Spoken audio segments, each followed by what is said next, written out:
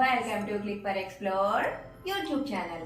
ఈ రోజు మేము స్పెషల్ గా నేరేడు పండ్లతో జామ్ తయారు చేయబోతున్నాం. అది మా అమ్మని అడిగి తెలుసుకుందాం ఎలా చేయాలి అనేది.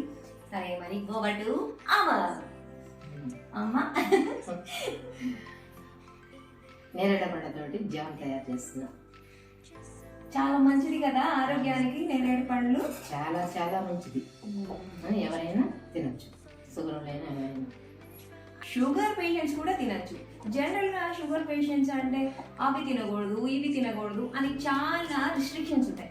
బట్ ఈ నేరేడు పండ్ల విషయంలో ఎటువంటి రిస్ట్రిక్షన్స్ లేవు, ఎవరైనా తినచ్చు, చిన్న పిల్లల నుంచి పెద్దవాళ్ళ వరకు. అండ్ ఇంకోటి, నేరేడు పండ్లు ఈ సీజన్లో స్పెషల్గా దొరుకుతూ ఉంటాయి. అంటే సమ్మర్ ఎండింగ్ అండ్ వర్షాకాలం స్టార్టింగ్ ఈ మొదట్లో ఈ నేరేడు పండ్లు దొరుకుతూ ఉంటాయి అన్నమాట.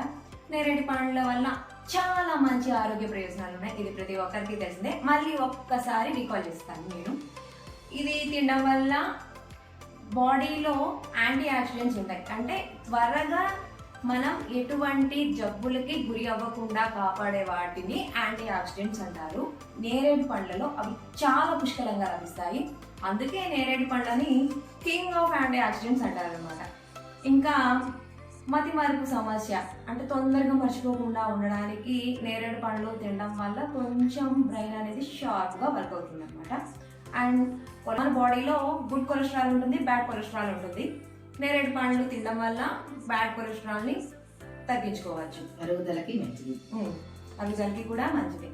చాలా మంచి ఆరోగ్య ప్రయోజనాలు ఉన్న ఈ నేరేడు పండ్లను ఉపయోగించుకొని ఇప్పుడు మనం జామ్ తయారు చేసుకోబోతున్నాం. సరే, ఎలా చేయాలి ఏంటి అనేది వీడియో మొత్తం చూస్తే మీకు అర్థమవుతుంది. మరి వీడియోలోకి వెళ్ళే ముందు ఒక్క మాట, please like, share and subscribe my YouTube channel click for explore. And పక్కనే ఉన్న బెల్ ఐకాన్ని ప్రెస్ చేయండి, ఎందుకంటే అప్డేట్ చేస్తే నోటిఫికేషన్స్ వస్తాయి కదా. మరి వీడియోలోకి వెళ్ళిపోదామా? చలో. ముందు వాటర్ తోటి శుభ్రంగా క్లీన్ చేసి కడిగేసి ఒక ప్లేట్లో తీసుకున్నాం.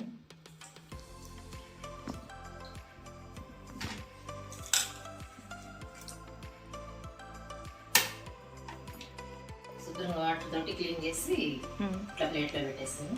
ఓకే, ఇప్పుడు జామ్ రెడీ చేద్దాం. ఓకే, పొయ్యి వెలిగించేసి పాన్ పెట్టుకొని వాటర్ వద్దు,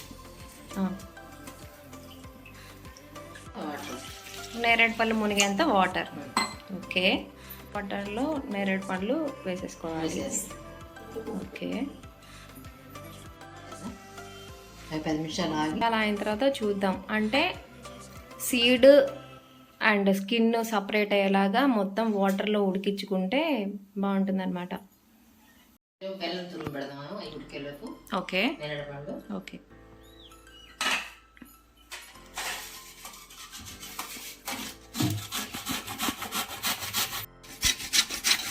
తురుముకోవచ్చు, లేదంటే ఇట్లా చాక్ తోటి కట్ చేసుకోవచ్చు. ఓకే, మనం ఎలా అయినా వేసుకోవచ్చు. ఓకే అమ్మా, కొలత ప్రకారం అయితే ఎట్లా? 1/2 కిలో నేరేడు పండు తీసుకున్నాం కదా, 1 కప్పు బెల్లం. ఓకే, అది ఇలా సన్నగా తురుముకోవాలి.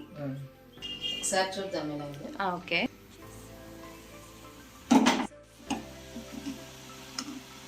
ఉడికి రెడీ అయిపోయినాయి. ఆ తోలు విత్తనం సపరేట్గా దీనికి వచ్చినాయి కదా, అంటే ఉడికినట్లు. ఇంక ఉడికినాయి. బౌల్లో దిద్దాం. సరే అమ్మా.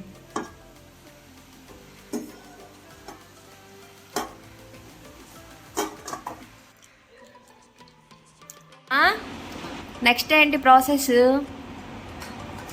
ఆరిన తర్వాత ఓకే, విత్తనం తీసి పక్కన పెట్టేసి ఆ గుజ్జు వాటర్ ఉన్నాయి కదా అది మిక్సీ పెట్టాలి మెత్తగా.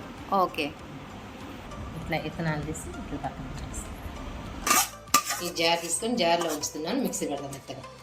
ఓకే, మిక్సీ కట్టాం కదా, మిక్సీ కూడా రెడీ అయిపోయింది. ఓకే, ఇది ఒక బౌల్లో తీసుకుందాం. ఓకే, భలే ఉంది కలర్ఫుల్గా. వేయించుకొని కొంచెం వాటర్ ఉంచి వాటర్ వేడికి బెల్లం ఉంచేద్దాం. ఓకే, బెల్లం మొత్తం వేసేసుకోవాలి. బెల్లం మొత్తం బాగా కరగబెట్టుకోవాలి. బెల్లం కరిగింది. ఓకే. ఇప్పుడు ఈ గుజ్జును దాంట్లో ఉంచేస్తున్నా. ఓకే.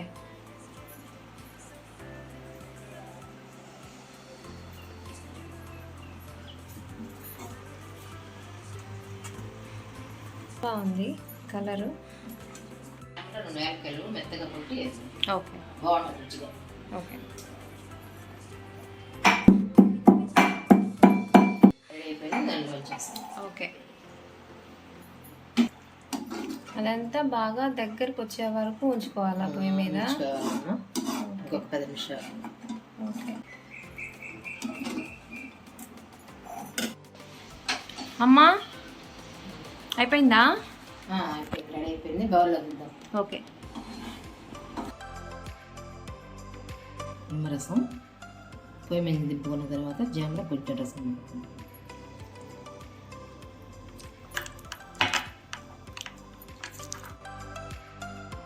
నేరేడు జామ్ రెడీ అయిపోయింది. బ్రెడ్లోకి చపాతీకి బాగుంటుంది. ఓకే.